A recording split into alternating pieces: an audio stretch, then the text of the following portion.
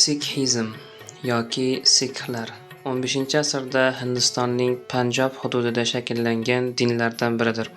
Bu ta'limotga Guru Nanak asos solgan. U insonlarni yagona Xudoga ishonishga, halol yashashga, mehnat qilishga va barcha odamlarni teng ko'rishga chaqirgan. Bugungi kunda Sikhlar dunyoning turli mamlakatlariga ham tarqalgan. Ularni Buyuk Britaniya, Kanada, AQSh va boshqa davlatlarda ham uchratish mumkin. Mo'g'ul imperiyasi, to'g'riroq aytganda, Boburiylar Sikhizm shakllangan davrda Hindistonda hukmronlik qilardi. Sikhlar va Boburiylar o'rtasidagi munosabatlar tarix davomida murakkab bo'lgan. Ba'zi davrlarda ular tinch totuv yashagan bo'lsa, ayrim paytlarda ziddiyatlar ham yuzaga kelgan. Dastlab Guru Arjan Dev 1604-yilda Sikh guruhlarining she'rlari va ilohiy qo'shiqlarini yig'ib Adi Granth deb atalgan ilk to'plamni yaratgan. Keyinchalik Sikhlarning 10-gurusi Guru Gobind Singh bu kitobni to'ldirgan va unga Guru Granth Sahib deb nom bergan. Shundan so'ng Guru Gobind Singh muhim qaror qabul qilib shunday degan: bundan keyin inson guru bo'lmaydi. Sikhlar uchun abadiy ruhiy ustoz aynan shu kitob Guru Granth Sahib bo'ladi. Shu tariqa Guru Granth Sahib nafaqat muqaddas kitob, balki Sikhlar uchun tirik ustoz, ya'ni yo'l ko'rsatuvchi sifatida qabul qilinadi.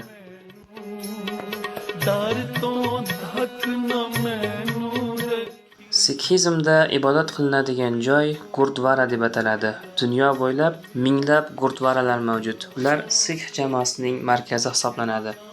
Darbar Sahib esa eng asosiy, eng muqaddas va mashhur Sikh ibodatxonalaridan biridir.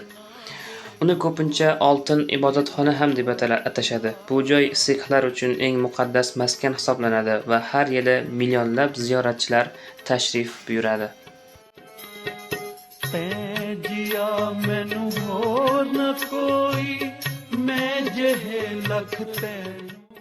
Amrithari bu Amrit Sanchar marosimidan o'tgan, ya'ni Sikhizmni to'liq qabul qilgan insonlardir. Aynan shu bosqichdan o'tgan Sikhlar keyinchalik Guru Khalsa Panth jamoasining bir qismiga aylanadi. Guru Khalsa Panth Guru Gobind Singh nomi bilan bog'liq. U 1699-yilda katta yig'in chaqiradi. U yerda minglab Sikhlar to'plangan edi. Shunda u kutilmaganda olomon oldiga chiqib, qo'lida qilich bilan shunday deydi: kim e'tiqodi uchun boshini berishga tayyor? Bu savol hammani hayratga soladi. Bir lahza sukunat cho'kadi. Keyin esa 5 kishi oldinga chiqadi. Ular o'z jonini fido qilishga tayyor ekanini bildiradi. Afsonaga ko'ra, Guru Gobind Singh ularni sinovdan o'tkazgan va aslida ularning boshini olmaydi. Aksincha, ularning jasorati va e'tiqodiga qoyil qolib, ularni Khalsa jamoasining ilk a'zolari sifatida e'lon qiladi. Shundan so'ng aynan shu 5 kishi orqali Amrit marosimi o'tkazilib, Khalsa Panth tashkil etiladi. Bu voqea Sikh tarixida jasorat, sadoqat va e'tiqodning eng kuchli ramzlaridan biri bo'lib qolgan. Bugungi kunda ham bu an'ana davom etadi. Sikhlar Amrit Sanchar orqali Khalsa jamoasiga qo'shiladi. Bu marosimda Panch Pyare ishtirok etadi.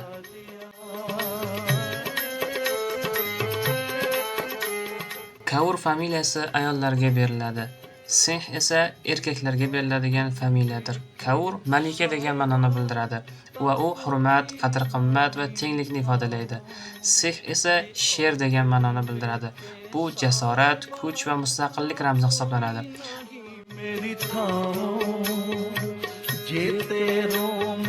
Khalsa jamoasiga qo'shilish uchun Amrit muqaddas ichimlik beriladi. Amrit suv va shakar aralashmasdan tayyorlanadi. Bu yerda suv poklik va hayotni, shakar esa mehribonlik va yumshoqlikni anglatadi. Bu ichimlik Amrit Sanchar marosimida ichiladi. Shu orqali inson Khalsa jamoasiga qo'shiladi va yangi ruhiy hayotni boshlaydi. Khalsa jamoasiga kirgan Sikhlar uchun 5K majburiy hisoblanadi. Bular kesh, sochni qirqmaslik, kanga, kichik taroq, kara, temir bilaguzuk, kirpan, kichik qilich, kachera, maxsus kiyim.